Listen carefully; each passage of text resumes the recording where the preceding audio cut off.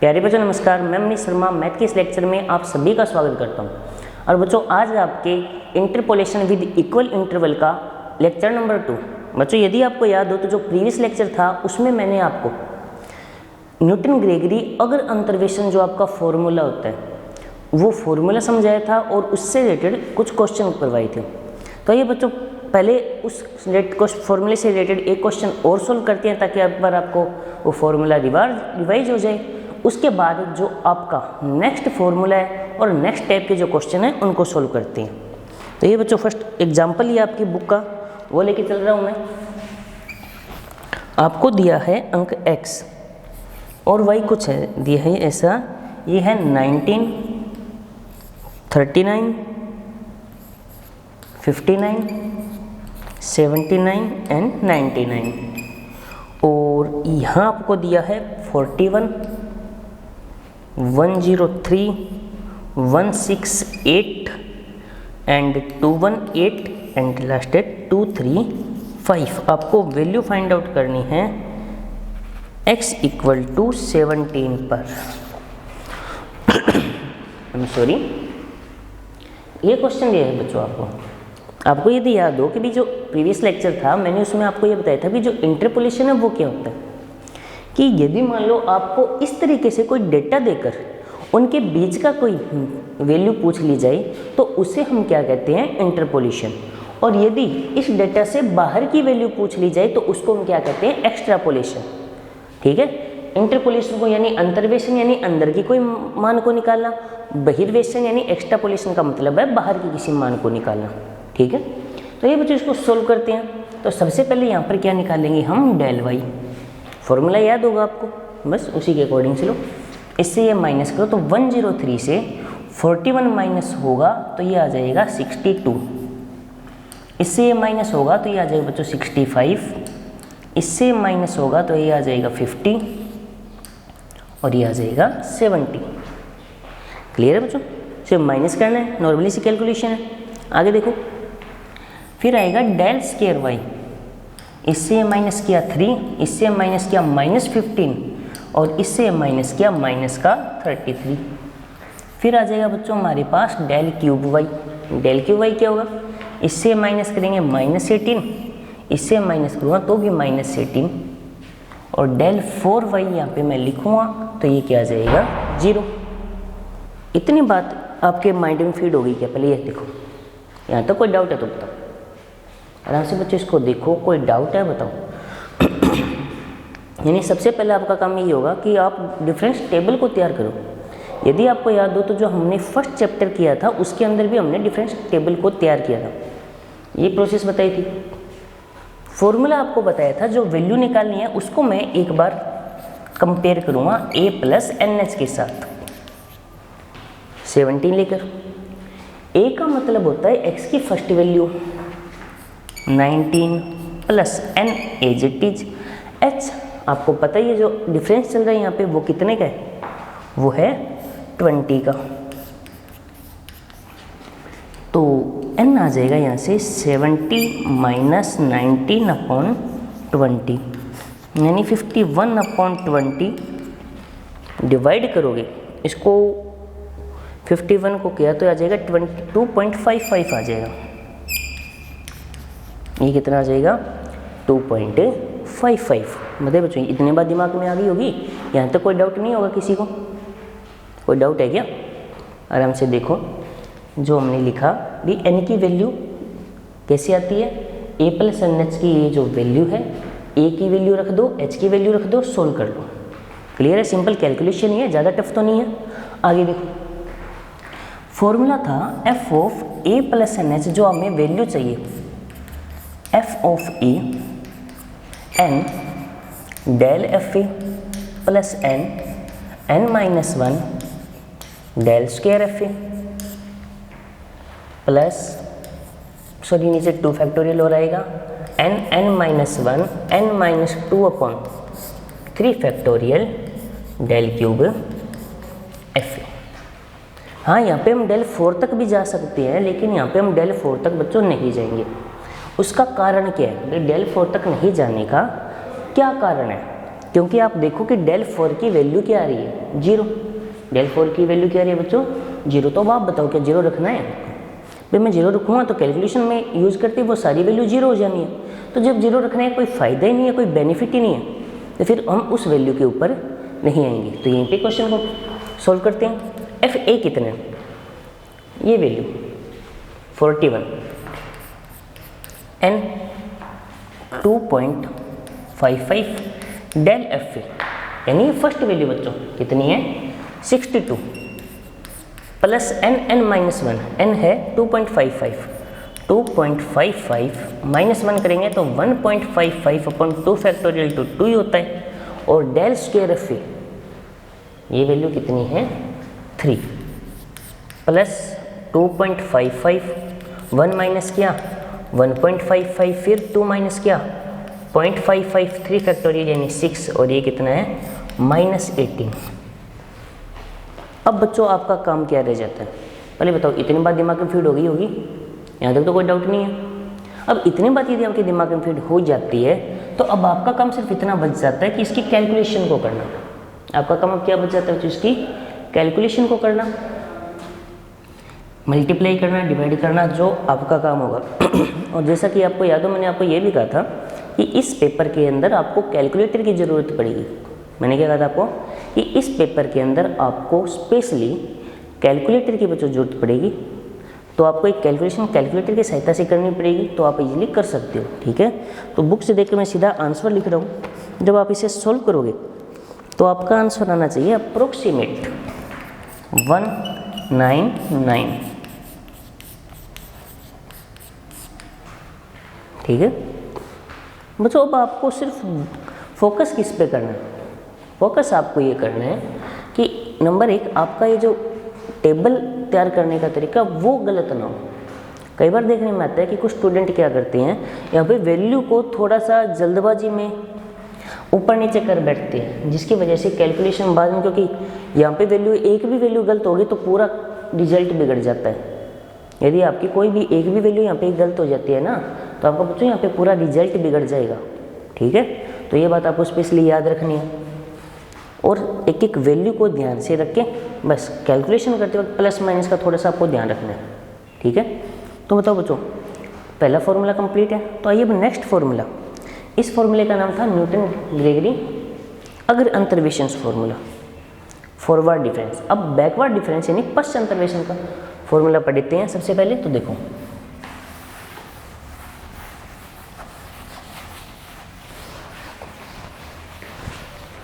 बच्चों, यदि उसको क्वेश्चन के थ्रू ही बताऊं ज़्यादा बेटर नहीं रहेगा क्या? यदि इस फॉर्मूले को आपको क्वेश्चन के थ्रू बताया जाए तो ज़्यादा बेटर नहीं रहेगा क्या? तो एक काम करते हैं, हम उससे रिलेटेड एक क्वेश्चन को सोल्व करते हैं और उसी से साथ इस फॉर्मूले के ऊपर भी चर्चा करते हैं। तो क्वेश्चन लिख रहा हूँ बच्चों, सबसे पहले मैं सिंपल सा क्वेश्चन आपकी बुक का क्वेश्चन है। आपको डेटा दिया है x और y, आपको x की वैल्यू दी है 1891, यानी ये क्या है कि ये किसी जनगणना दी है आपको किसी अलग अलग वर्षों की। तो 1891 की जनगणना, 1901, 1911, 1921 और 1931। ये है 46 हज़ारों में है, 46,000 यानी 66,000, 81,000, 93,000 और 1,01,000 कुछ ऐसा। और आपको वर्ष 1925 की जो जनसंख्या होगी वो बतानी है। अब कई बार आपके माइंड में बच्चों एक बात आएगी कि भाई हमें ये कैसे पता चले कि इस पे पहले वाला फॉर्मूला अग्र अंतर्वेशन फॉर्मूला लगाना है या पश्च अंतर्वेशन वाला फॉर्मूला लगाना है। भाई सोचने वाली बात है, कंसेप्ट यही होता है। ठीक है, नंबर 1। नंबर 2 कि फॉर्मूला यूज कैसे करना है। लेकिन सबसे इम्पोर्टेंट बात ये आती है कि फॉर्मूला लगेगा कौन सा। भाई यदि मान लो क्वेश्चन में दिया हुआ आ जाता है कि अग्र अंतर्वेशन से लगाओ, पश्च अंतर्वेशन लगाओ, तो कोई दिक्कत नहीं है। कई बार माइंड में ये भी सवाल उठ जाता है कि जब एक फॉर्मूले से क्वेश्चन हो सकता था तो दूसरा फॉर्मूला करना जरूरी है क्या? भाई यदि मान लो बुक एग्जाम में सीधा यही क्वेश्चन आता है भी वैल्यू को बताओ और फिर फॉर्मूले की क्या जरूरत पड़ी, तो आप देखो यदि आप गौर करोगे तो जो पहले वाली जो मैंने क्वेश्चन अभी करवाया था उसमें जो वैल्यू होती थी वो ऊपर वाली वैल्यू के नज़दीक होती थी। थोड़ा सा फोकस कीजिए इस बात पे जो मैं बोल रहा हूँ, उस बात को बस समझने की कोशिश करो ध्यान से। यानी अभी जो पीछे हमने क्वेश्चन किया था अभी जस्ट, उसमें आपने जो वैल्यू फाइंड आउट किया वो ऊपर वाले के पास थी, गौर करो तो। लेकिन इसके अंदर जो वैल्यू आपको पता करनी है वो नीचे वाली के पास में है, समझे। यानी सिंपल सी बात है स्टूडेंट, एक चीज़ बताता हूँ, जैसे नॉर्मली समझो आपको ये दो पॉइंट है ए और बी, आपको सी और डी पर पहुंचना है। तो यदि आपको सी पर पहुंचना है तो आप ए की साइड से आना पसंद करोगे या नहीं करोगे? क्यों पसंद करोगे कि आपको कम डिस्टेंस कवर करनी पड़ेगी। और यदि डी पर पहुंचना है तो आप किसकी साइड से आना पसंद करोगे? बी की साइड से, क्योंकि आपको फिर भी कम डिस्टेंस कवर करनी पड़ेगी। लेकिन हाँ, यदि डी पर पहुंचना हो तो ए से चल के आओ या सी के लिए बी से चल के आओ, कोई दिक्कत वाली बात नहीं है। लेकिन प्रोसेस लेंथी हो जाती है, नहीं हो जाती है। बात समझ आ रही है कि ये जो अगर अंतर्वेशन फॉर्मूला और पश्च अंतर्वेशन फॉर्मूला, हम इस पे चर्चा क्यों कर रहे हैं? दोबारा बोल रहा हूँ, ध्यान से सुनो कि भाई यदि आपको ए से डी तक आना हो और बी से डी तक, तो छोटा रास्ता कौन सा होगा? बी से डी तक। और सी पे आना हो तो आप ए से सी पे आना पसंद करोगे ना, क्योंकि डिस्टेंस ज़्यादा कवर करनी पड़ेगी। तो बस यही रीजन है। पश्च अंतर्वेशन फॉर्मूले की जाता है खासियत है कि जब नीचे वाली वैल्यू के नज़दीक की वैल्यू आप पता करो तो वहाँ पे पश्च अंतर्वेशन फॉर्मूला लगाना ज़्यादा बेटर रहेगा। कैलकुलेशन ईजी रहेगी, थोड़ी मिस्टेक कम होती है। ठीक है, बस समझ आ गई होगी ये जो मेरे कहने का अर्थ क्या है। इस वजह से पश्च अंतर्वेशन फॉर्मूले को यूज़ किया जाता है। हाँ, बाकी अगर अंतर्वेशन फॉर्मूला आप लगा सकते हो, कोई दिक्कत नहीं है, लेकिन उसकी कैलकुलेशन थोड़ी लेंथी होगी। ठीक है, बस तो इसलिए कि ये वैल्यू जिसके नज़दीक हो ना तो वहाँ से करो तो थोड़ा कैलकुलेशन ईजी होगी, प्लस जो वैल्यू आती है वो अप्रोक्सीमेट सही आती है। ठीक है, तो ये बच्चों सबसे पहले इसके फॉर्मूले को लिखते हैं।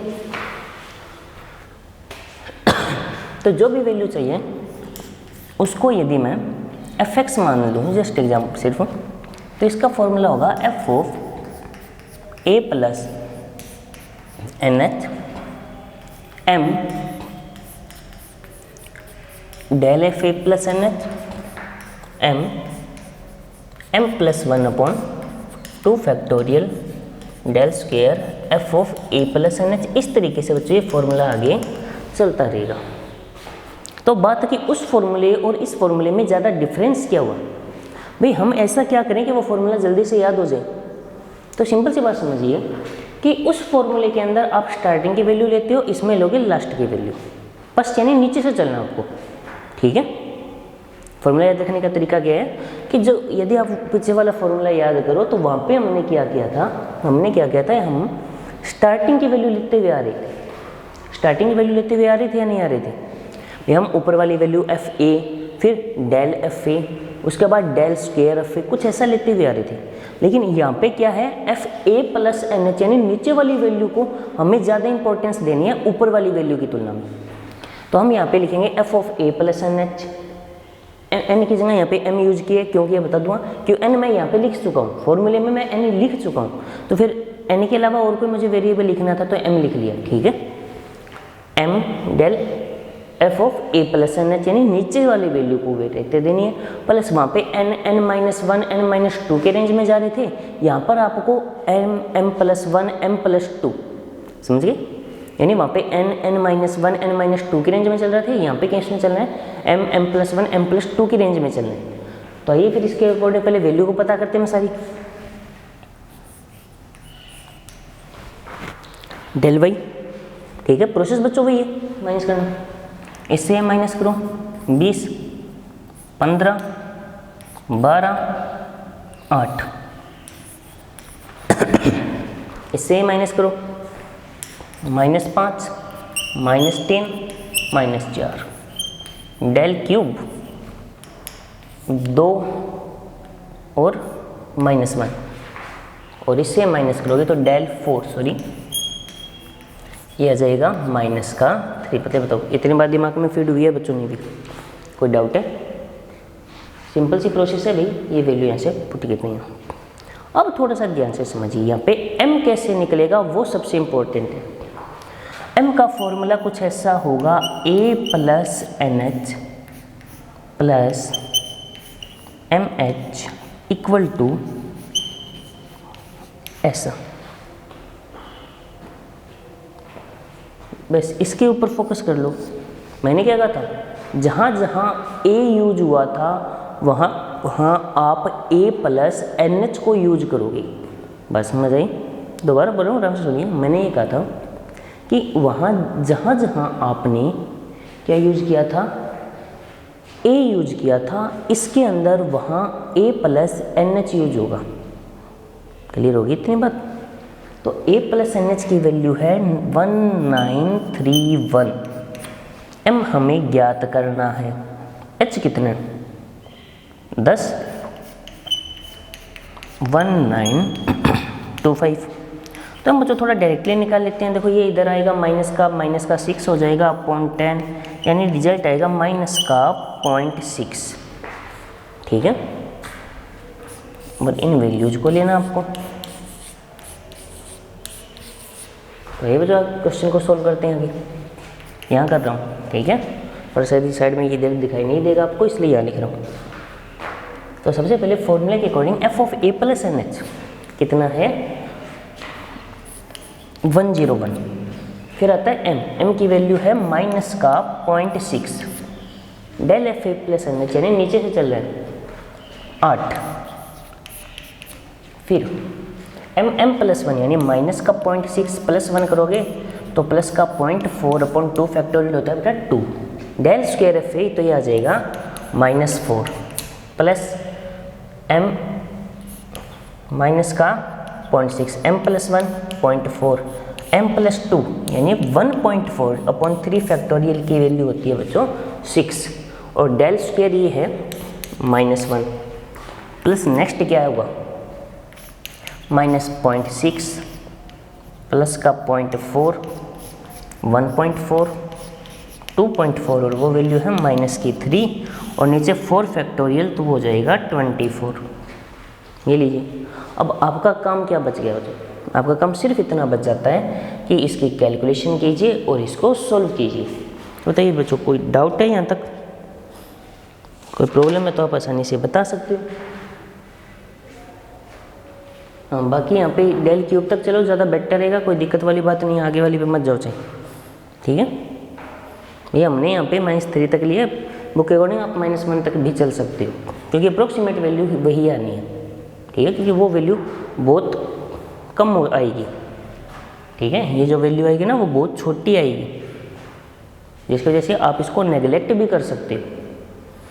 अब जो आपके आगे पूरा क्वेश्चन है एक बार मैं हट जाता हूँ, आराम से देख लो, फिर उसके बाद आगे की चर्चा करते हैं।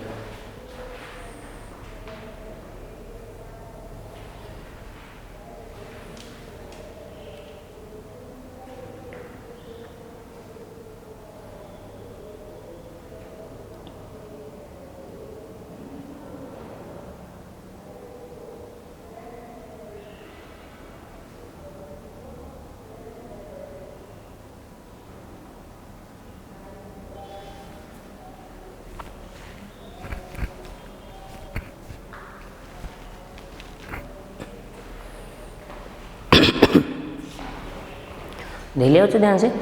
कोई डाउट है? रिपीट कर रहा हूँ सिर्फ कल क्वेश्चन को। ये क्वेश्चन क्या था, आपको जो डेटा दिया हुआ है, आपको x दिया है y दिया है, सारी वैल्यू हमने लिख ली।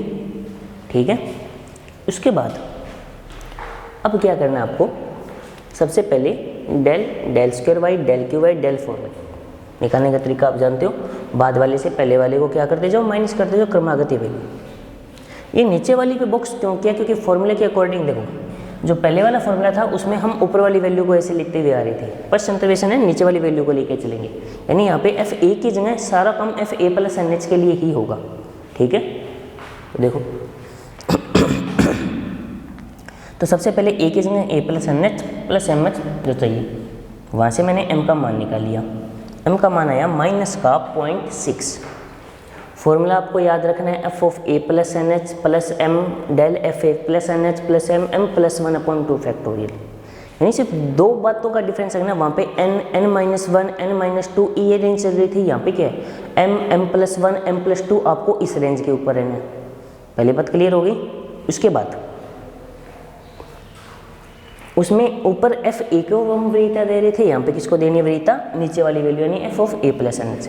सारी वैल्यू पुट करो। अब बच्चों आपका काम सिर्फ इतना रह जाता है कि कैलकुलेशन करना। अब इसके जो आगे की भी प्रोसेस रहेगी वहाँ पे कैलकुलेटर यूज करना आपको आना चाहिए, क्योंकि ये क्वेश्चन तो सिंपल है। अगर मान लो आपको सोचो यदि यहाँ पे मान लो log के बारे में ये होता, log की वैल्यू होती, तो कैलकुलेशन कितनी टफ हो जाती है हमारे लिए। तो वहाँ पे कैलकुलेटर की ज़रूरत पड़ेगी आपको, ठीक है। इसलिए ये कैलकुलेशन आपके लिए छोड़ रहा हूँ मैं बार बार में। छोड़ने का सिर्फ एक ही रीज़न ये नहीं कि कैलकुलेशन मैं नहीं कर सकता। देखो दो ही बात कारण है कि करूँगा टाइम ज़्यादा लगेगा, इसलिए जिससे अच्छा मैं कुछ टॉपिक समझा दूँ आपको, ठीक है। दूसरा रीज़न ये है कि आप जितनी ज़्यादा कैलकुलेशन करोगे उतना आपके लिए बेनिफिट रहेगा। कैलकुलेशन सही होगी तभी आंसर सही होगा, क्योंकि ये याद रह जाती है। प्रॉब्लम यहाँ आएगी आपको आगे क्वेश्चन में। आपको सिर्फ दो ही बातों पे मेन फोकस रखना है, फॉर्मूला याद, क्योंकि यहाँ पे बच्चों हर बार एक नया फॉर्मूला क्वेश्चन के लिए जनरेट होगा। फॉर्मूले के अकॉर्डिंग क्या क्या वैल्यू कैसे निकलती है वो, प्लस कैलकुलेशन, ठीक है बच्चों। अब आपका होमवर्क मैं ये दे रहा हूँ कि इस तरीके के जितने भी क्वेश्चन हैं, देखो वैसे बच्चों इस क्वेश्चन की कोई लिमिट नहीं है, कितने भी बन सकते हैं। हाँ लेकिन एक बार आप 2-4 क्वेश्चंस को घर पे ट्राई करके देखो, जिससे आपके एक बार फॉर्मूला याद हो जाए, प्रैक्टिस हो जाएगी, ठीक है। तो नेक्स्ट लेक्चर में कोई नया फॉर्मूला ट्राई करेंगे और नए क्वेश्चन को करेंगे, ठीक है बच्चों। तो तब तक के लिए टेक केयर, धन्यवाद।